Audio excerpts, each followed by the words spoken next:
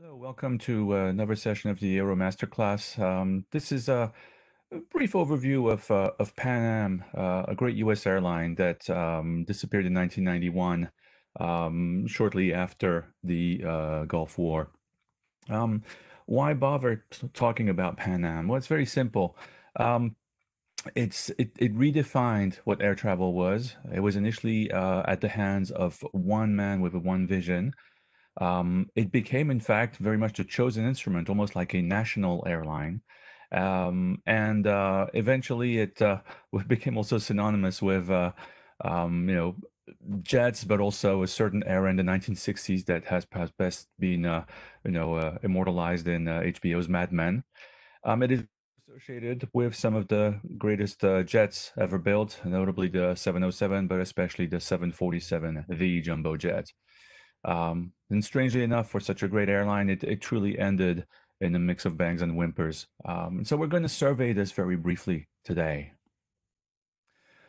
When you think of Pan Am in its glory era, you have to think of Juan Trippe.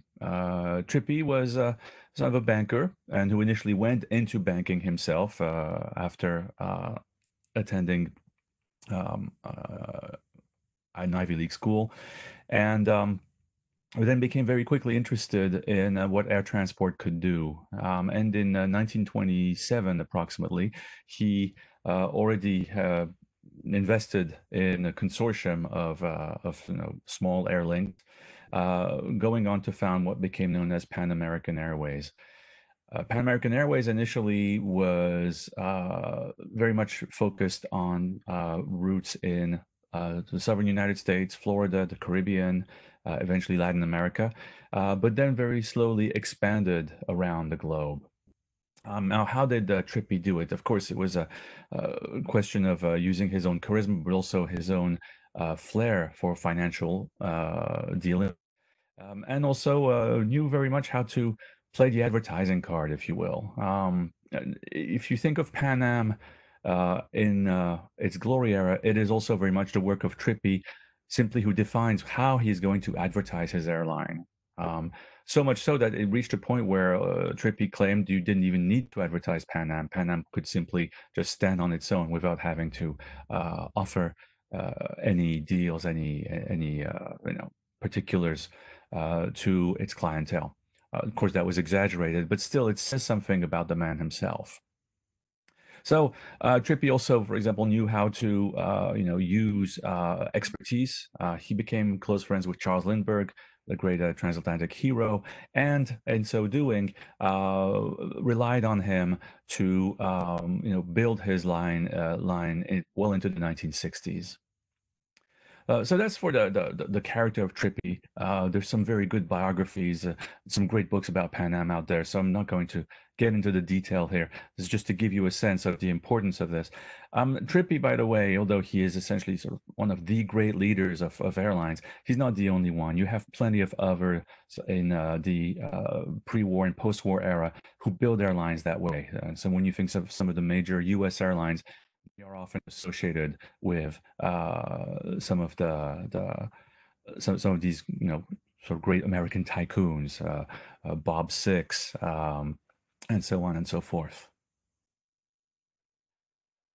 How does Trippe build his airline? How does he convince people to fly? Keep in mind that in the 1920s and 30s, flying is actually not so easy, not so pleasant. It's prestigious, but that's about all that it is. Well, Trippe is not necessarily writing his own book. He's also taking a page out of the book of other airlines. The idea is to, in fact, make an airplane into something that would approximate the Pullman experience on the ground. In other words, trains. And so when you look at the inside of that Fokker 10, which was originally Dutch built, you get, in fact, the impression that you are on a train. Okay. Again, the idea is to take people's minds off the fact that they are in the air, that there's some very noisy engines nearby, and that that they are in fact above the ground.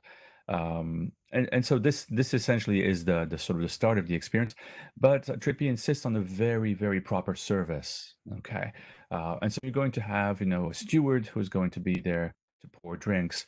You are going to have warmed meals. But of course, you couldn't cook on board at the time, and you're going to sort of essentially carry on that experience from the Pullman car. This notion of an experience that way is going to, of course, begin to make the reputation of Pan Am, but other aspects of the airline are going to also play their role. It comes in the form of the flying boat. The flying boat is, of course, an interesting experiment. Why would you want to have a flying boat when you could maybe um, simply just have land planes, and that isn't that cheaper? Well, flying boats seemed like an ideal solution at a time when engines weren't necessarily the safest, and so if you needed to land, you of course had maybe a little bit more time, excuse me, at sea in order to await some rescue. And so as Trippe builds his airlinks, he in fact establishes some lines around the Caribbean. And the idea is indeed that you can land very easily near a harbor and you don't have to, of course, build huge installations. This is the peculiarity of Pan Am. As it charts its new routes, it negotiates directly with governments, much to the ire of the American State Department, by the way. This is done without permission very often. Trippe sort of, makes connections, deals with people directly, all of a sudden obtains permission, and voila, all of a sudden the US government finds out that it has a link to a country in Latin America that they hadn't counted on. And as Trippe builds these lines, of course, he advertises them. How do you convince people not just simply to sit in what looks like a Pullman car inside with Pullman service, but it's flying, but in addition, you're getting into something that's going to be above water? Well, very quickly, Trippe takes a page this time from the United States Navy. The idea is that you don't want to have any messiness essentially around an airplane. As Robert Gant has recounted in one of the defining books about the history of Pan Am, he would insist that his pilots be dressed in whites and march properly as if they were Navy men to the airplane, climb in sort of a very disciplined fashion, give the impression that anything that was out of the ordinary, in fact, was not out of the ordinary. In other words, the way a proper boat would be ready to sail. This shift in terms of attitudes of the crew, if you compare that to, for example, the typical flying boat crew in France in the 1930s, you're in your overalls. You are making sure the engine is ready to go. You're moving mail. This is not for the faint of heart, and that's that. This is not how Gant sees it. Sorry, this is not how Trippe sees it. He, in fact, really thinks that this is what is going to brand his airline, and he succeeds in many ways. Pan Am is going to become associated with the flying boat throughout the 1930s. There's multiple models that the airline acquires, not just for service in the Caribbean, but for service in the Pacific. And eventually, the famous Atlantic line. In the 1930s, this is the great big challenge. Can you fly the North Atlantic? And Pan Am is going to eventually acquire the plane that's going to make a big difference for its service, Boeing Model 314. You see on this cover of Life magazine picture from 1941, Trippe has gone so far as to brand his airplanes Clippers from the great ships of the 19th century. And so in so doing, he affirms a kind of naval tradition, but also the very sheer size, as you can see, of the plane with the mechanics preparing it. This is basically a message of safety. In so doing, by promising New York to Marseille in southern France in 23 hours, Trippe actually affirms that by 1940, the age of airships is not only over, it has been, in fact, for a couple of years, but also that the age of transatlantic flight, though the French and the British and the Germans were working at it, is for now American. This dominance of the seas turns Pan Am into what has been known as the chosen instrument. To clarify briefly, if you look at other major airlines in the world, Air France, British Airways, Lufthansa, for example. They were all initially national airlines. In other words, the government of the respective countries had a substantial stake, had in fact invested in building installations, in establishing special routes, giving permission to fly these routes, apportioning them, etc., etc. Not so in the case of United States. You don't have a U.S. national airline. It would go against the principles of the U.S. government to essentially try to make money on a civilian organization that way. Um, Even train routes, for example, of course, were all private until the 1970s. So this notion of a chosen instrument is interesting in that sense. What Trippe has done is to establish his airline as the one of choice, even though other airlines, TWA, American, Northwest, will also get routes that go to um, other countries, other continents. It's going to be Pan Am that is going to be the flagship. Um, Many people have said that, in fact, where you saw Pan Am, you saw essentially United States, a vision of United States that was glamorous, that was successful, and that was very technologically advanced. And so you have this direct competition, and of course, in World War II, Pan Am has a substantial advantage over European airlines that have all been, by the war effort, which means Pan Am can across the Atlantic between New York and London, New York, although other airlines like TW all have their share that dominates. How much is a flight ticket? Well, a flight ticket was, of course, extremely expensive. And even though Pan Am could rely on the prestige of its route and its service to, entice passengers to come on board, as airplanes got bigger, you still had to fill these seats.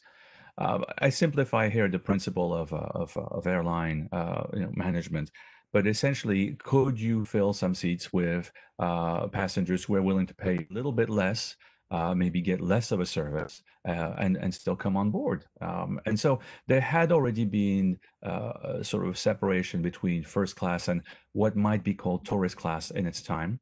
But tourist class was essentially a kind of sort of a charter option that sometimes existed on some routes. It wasn't formally put in place. And of course, Pan Am had become a member of what was called the International Air Transport Association, IATA, an association of airlines that helped regulate flight prices in major areas, notably the North Atlantic. This prompted Pan Am to push the IATA to allow for the introduction of an economy class. This was first done in 1952 by Pan Am, and by 1953-54, most airlines had followed suit. The fact that you could fill these seats, in fact, it the books. Of course, it led to some considerable competition. Pan Am became upset, for example, with SAS, the Scandinavian airline, because apparently SAS was serving little pieces of bread with its meals that were far too good for economy class, that should have been only for first class. Pan Am sued SAS, by the way, before IATA and won its case. Okay, so don't serve these kinds of breads, only reserve them for first class. You can see where this is going. There's some almost kind of a ridiculous element to this. Still, the fact that you could have this economy class in place meant that more people were interested in traveling. And at a time where the US dollar was extremely powerful, not simply in the exchange rate, but in terms of your purchasing power, this meant that more Americans could travel, notably to Europe, but also to the Far East, to Latin America. And so it became pretty common to, for example, have some aircraft that were entirely economy, kind of charter flights, or with the advent of jets, which we'll talk about in a moment, to have propeller aircraft.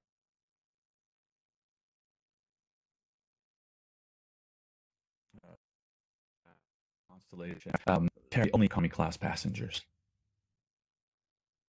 The result is that by 1957, this is what the chosen instrument has accomplished. It is truly the ambassador of the United States in terms of air transport. You have, as in particular, the famed Pan Am 1 and Pan Am 2 routes flying either eastward or westward around the globe and making some of these major stops that you see. Pan Am also has created some subsidiaries, uh, in particular in Brazil, in Colombia, in Bolivia, and in Mexico. And it also initially helped create a Chinese airline. Um, so all these concessions that it has traveling overseas are substantial. If you look in terms of its service in United States, Pan Am doesn't serve that much. Sure, it has a few links here and there for major cities from which it flies. It has some feeder, but it doesn't have smaller routes.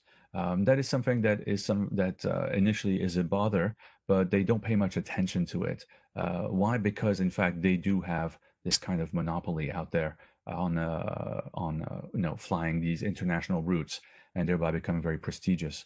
For good measure, they have their own hotel chain, what we know today as the Intercontinental chain. That was in fact the Pan Am hotels. Um, and for good measure, Pan Am becomes the pioneer in the jet age. Um, Trippi's reputation is such that he is essentially the one who calls the shots. It's a very famous episode where he becomes interested in jets. Initially, in fact, even ordering the Comet jet from the British. The Comet sadly has to be withdrawn from service due to accidents and to be redesigned. And so Pan Am cancels that order, but then reorients that order towards two aircraft, the Boeing 707, which you see here in the background, more on it later, and the Douglas DC-8. Both are four-engined aircraft. Initially a little bit too short range for transatlantic flight, but okay for transcontinental service. In other words, from say New York to LA or San Francisco. Why order two aircraft that essentially do the same for to do the same job? Um, well, it's very simple. The Douglas DCA was slightly wider, which is something that Trippe liked in order to promise more comfort to his passengers. And Boeing seemed unwilling to revise this width that it had come to on the basis of the original prototype of the Boeing 707, the Boeing 367, which was in fact intended to become a flying tanker that's still in use today. And so, for good measure, Trippe sends a message to the Boeing company by ordering 25 DC-8s and 20 707s. These DC-8s will be delivered, but eventually Pan Am will add more 707s to the list. Boeing, eager to keep the Pan Am order, revises the 707 and transforms it into the legendary plane we know of today. That gives you a sense of how powerful Juan Trippe was in affecting the development of world aviation, not just U.S. aviation. These jet aircraft, how important are they? Well, first of all, of course, they double the speed, the average speed of propeller aircraft, and they double, sometimes even triple the passenger capacity. This means that by the 1960s, you have a risk of a glut, overcapacity. But at the same time, Pan Am is able to fill these, partly because Pan Am is still functioning in what we call a regulated world. You've got the IATA, you've got the US government through the Civil Aeronautics Board that defines, what airlines can fly and cannot fly, how often, the frequency. So in other words, you are operating in what is called a protected environment. And so generally, Pan Am does quite well in the 1960s. This is the so-called era of the madmen that I mentioned earlier. The 707 is the one that becomes legendary. It's legendary for many airlines. Air France, Lufthansa, British Airways, for example, all choose the 707 and it becomes their flagship. In fact, each airline chooses to make this aircraft, even though it's of course all built in Seattle, they're all built in Seattle, into its own platform with a particular interior, particular comfort, and so on and so forth.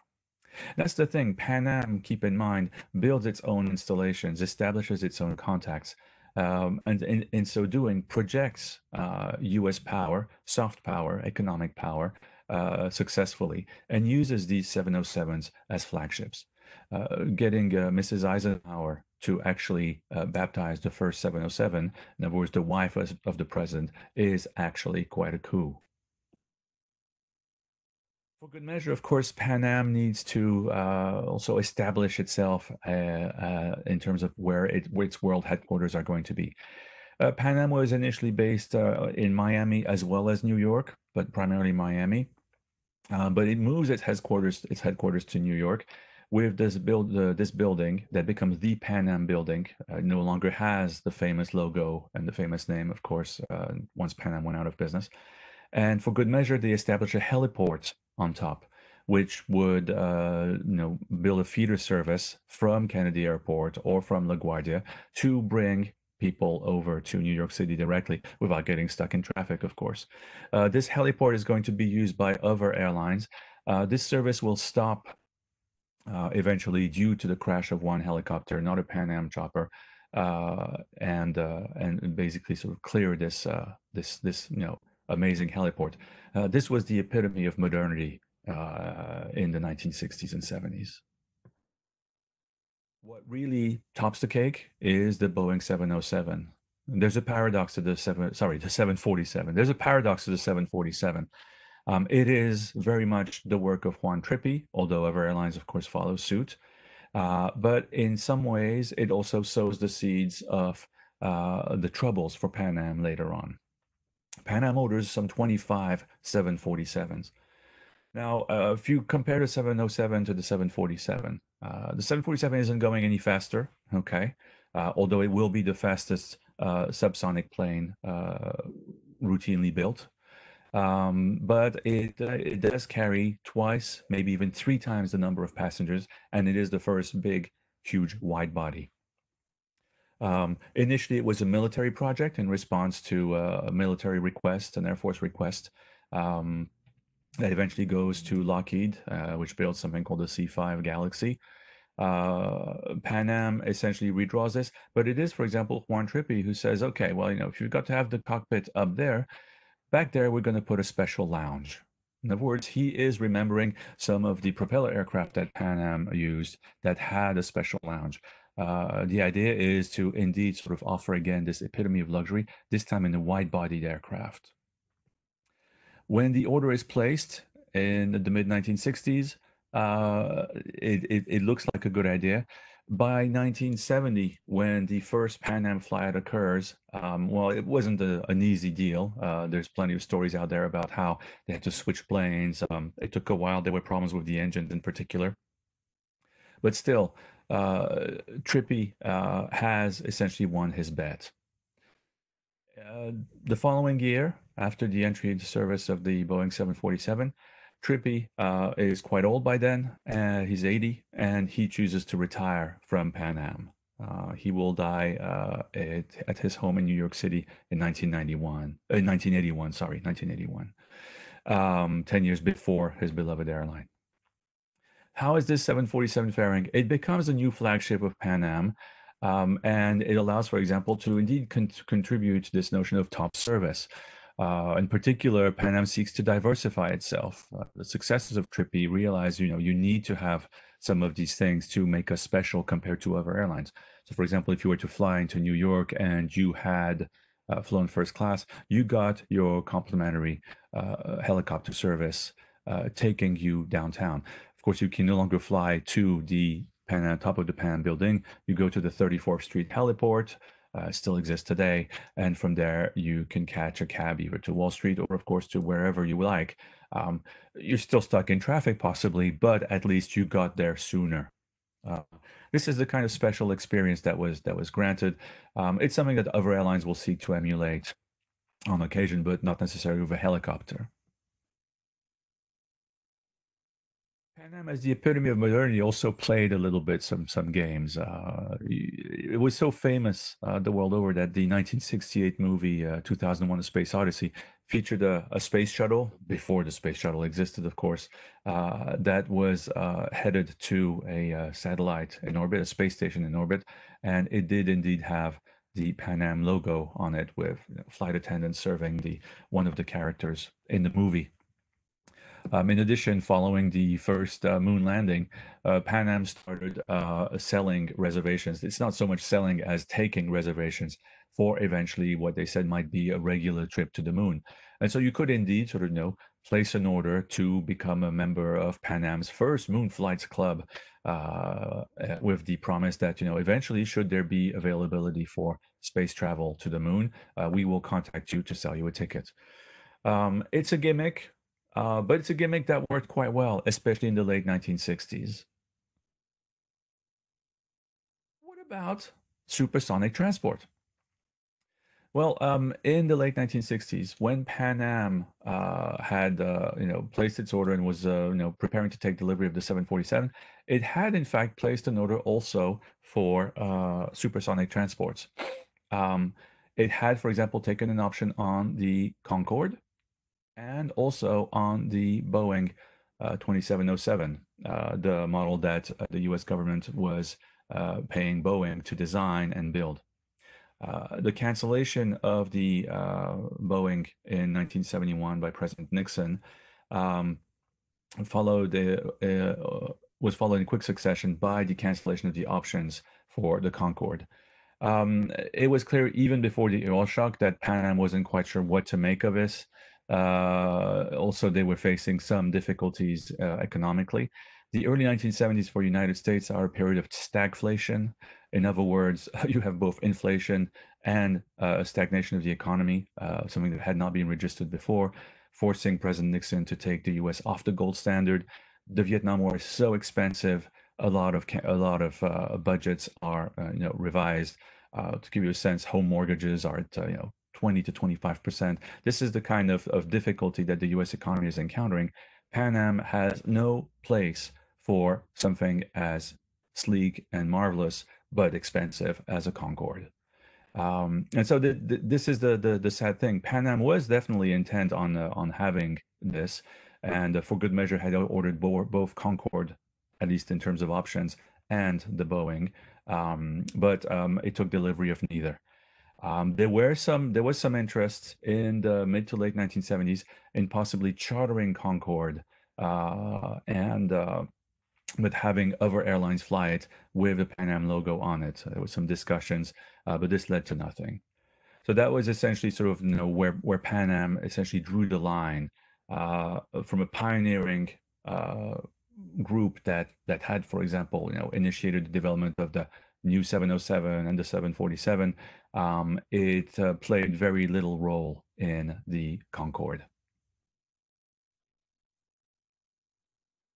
On the other hand, as the chosen instrument, Pan Am made a big difference in the Cold War. Um, it was one of the three airlines allowed to fly directly into Berlin. Just for a refresher, Berlin was in the so-called Soviet zone after World War II, which became East Germany, but it was still, of course, an Allied area. And so you had a French zone, a British zone, and an American zone, serviced by, respectively, Air France, British Airways, well, initially BEA and then British Airways, and Pan Am became the chosen instrument to land at Berlin and service it. All services for Pan Am ended at Tempelhof Airport, which is the Berlin airport, while other airlines, for example, Air France, flew into Tegel. Um, this service, notably from Frankfurt to Berlin back, continued to operate until Berlin was officially handed back in terms of sovereignty to the government of Germany in the early 1990s. In addition, when in an attempt to thaw a little bit the Cold War, United States and the Soviet Union tried to reestablish some regular civilian links.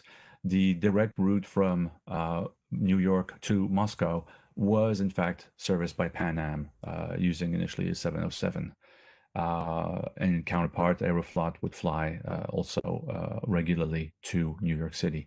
Um, this was something that happened in the 1960s and basically continued all the way throughout Pan Am's existence.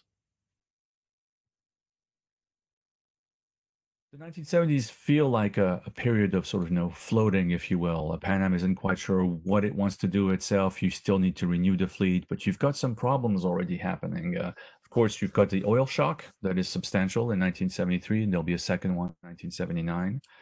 Um, and in the meantime, you want to, of course, be competitive. Boeing is trying to extend the range of its Boeing 747. At the time, engines do not allow to extend that range so much. And so Boeing comes up with a solution, first tried in 1975, the Special Performance 747. If you look at it and you look at it for the first time, it looks almost like a shrunk 747. Well, it is in many ways, and but because of simply cutting, you know, a section of the fuselage and then sticking it together, you completely modify the aerodynamics, and so a substantial redesign, notably of the tail, with a taller fin, had to be orchestrated in order to reach that range. What the 747 SP allows to do is to fly with nonstop, for example, from New York to Johannesburg, South Africa, for example, or make Tokyo without a stopover. This is the kind of advantage that the airline is looking for. In other words, make its line special that way. And so the Pan Am will order the 747 SP, as will a few other airlines, for this extended range. Within 10 years, this extended range will be reached with the development of new engines. And so that by the late 1980s, in fact, you don't need a 747 SP. You can do it with either a souped up 747, a regular one, or some of the tri-jets that were out there, notably the DC-10 extended range. Um, but it was essentially sort of the last hurrah of Pan Am, at least as related to Boeing. Uh, what is happening in the 1970s, though, that is really troubling to Pan Am is deregulation. What deregulation did in 1978 was open the routes to a lot of new airlines, new possibilities. It's what brought us all, for example, the $20 ticket. Okay, nowadays you can think of all these low-cost carriers. In the 1970s, there's only one that's really beginning. Okay, it's Southwest Airlines, initially out of Texas. Still out of Texas, but now all over the place. And then you've got a couple of smaller airlines that are trying to operate on their own. Deregulation, approved by the Carter administration in 1978, essentially opens the door to far more competition. The result was that indeed you had smaller airlines, can think of New York Air, People Express, for example, competing on the famous Boston to New York shuttle route. And so instead of flying, paying $50 for a ticket, all of a sudden on a weekend you could get for something for as low as $19 one way. Um, this is the kind of stuff that, of course, the general public loves, okay? But it is literally murder on the finances of an established airline. Pan Am realizes that, in fact, it has very few local domestic routes. And how it operates is usually by feeder service. It works with other airlines to bring it passengers to its airport, and then it takes these passengers onward, usually overseas, internationally. That's not something Pan Am wants. It really is eager to have its own set of routes. A way to acquire routes very quickly is to, in fact, buy an airline. Pan Am had to work with national airlines for several years, and eventually felt it had an opportunity to do so by buying national airlines. The problem is national airlines, which had done fairly well in the 50s and 60s, by the 1970s was not doing so well anymore. And when Pan Am acquired it, therefore, it acquired not just the roots of national airlines, but also its problems and also its fleet. So you have an airline that is the chosen instrument. All of a sudden, that is adding, DC-10s when it has chosen TriStars. DC-10s were three-engined, wide-bodied aircraft that National was operating, but Pan Am had already opted for the TriStar as a smaller, wide-body aircraft. So all of a sudden, you've got two types of planes that are doing exactly the same thing. You've got DC-8s when Pan Am was using 707s. It had gotten rid of the DC-8s, and so on and so forth. Okay. And of course, any specialists of organizational behavior and business will tell you, you have to, of course, merge the cultures. And when it was a very difficult thing, it takes years to reach an agreement with unions, but also with the crew. How do you operate? How do you work? This is going to be a very difficult thing for Pan Am to digest because, of course, it has to assume the difficult financial situation of national airlines. And so deregulation is going to start Pan Am on a slow spin. Uh, in the 1980s, Pan Am does indeed acquire some new routes. For example, the failure of Eastern Airlines in 1986 allows Pan Am to build its own shuttle service, establish shuttle service between New York and Boston. It reopens its famed marine terminal at LaGuardia to do so. So there's some definite things that are working out well. In fact, by the late 1980s, Pan Am is making progress in streaming its routes. Okay, it's maintaining, of course, some of its most important lines, but it is also facing some tremendous hard uh, hard uh, hard knocks. Um, Basically, by 1987, 1988, Pan Am seemed to be climbing out of its troubles. It had streamlined its fleet. It was closing out on the use of 707s. It had ordered Airbus aircraft as part of a way to save fuel costs. And then Pan Am 103 happened. Pan Am 103 was one of two terrorist attacks perpetrated by the Libyan Secret Service in 1988 and 1989. In December 1988, Pan Am 103 was bombed over Scotland and crashed in Lockerbie, killing all on board and several on the ground. And then in the following summer, UTA French flight was bombed over Africa. Pan Am 103 exposed some major issues in terms of airline safety, security more specifically. The crew had done everything it could. It was on the ground that security was revealed to be quite lax. And this essentially began to affect the image of Pan Am, something it never quite recovered from. It's continued to operate its routes overseas using Airbus aircraft in particular. But in the final days of Pan Am, basically it was hanging on by a thread. What cuts this thread is the Gulf War of 1991. Between January 17, 1991 and late February, early March, the United States leads a coalition to liberate Kuwait. This is what we would call the first Gulf War, first Iraq War. But in so doing, of course, disrupts air travel. Okay, oil prices shoot up. People are afraid to travel, even though the conflict is over very quickly.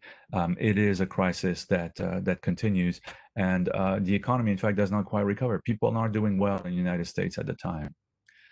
It's during a sort of a mini depression, basically. And so summer 1991 still sees Pan Am flying some of its routes. It has had to give up a lot of its Pacific routes. It's sold them. It's sold its building. It's operating these Airbus aircraft on some of its major routes. But by December 1991, it is all over. Suddenly, all lines of credit, and it turns out the management has already raided illegally, mind you, the pension funds of the crew, the staff of Pan Am.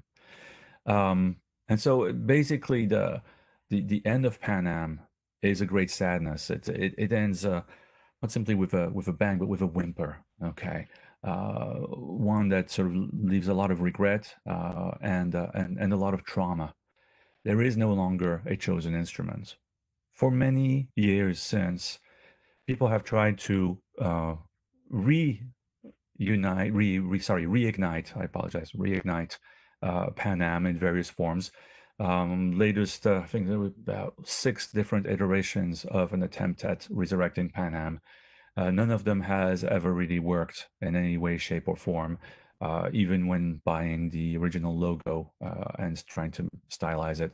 Um, it's possible that something might come back, but in the day and age of consolidation, where even other major airlines have survived past the 1990s, have merged, it is doubtful that this will happen. So if we take stock here, what do we have? We have a splendid example of American entrepreneurship at the hands of Juan Trippe, who ran his airline with an iron fist. There were a lot of difficulties if the boss didn't agree with what you had in mind, um, but also gave it a special identity. It was very prestigious. Working for Pan Am was an achievement in any way, shape, or form. I mean, in other words, no matter what you chose to do at Pan Am, and this pride also allowed to circumvent a lot of other difficulties you might have in a big organization. Um, this is no longer the case. In a deregulated world, you cannot have a Pan Am operate the way it did up to deregulation in the late 1970s. Still, it gave an example of how one could work things out. It also has left behind a little bit of nostalgia. If you so choose, you can actually go and visit a kind of Pan Am restaurant in California, where servers dressed as Pan Am flight attendants will give you a service on board as if it were on board Pan Am with all the amenities that you could enjoy in first class. Thank you very much. Take care.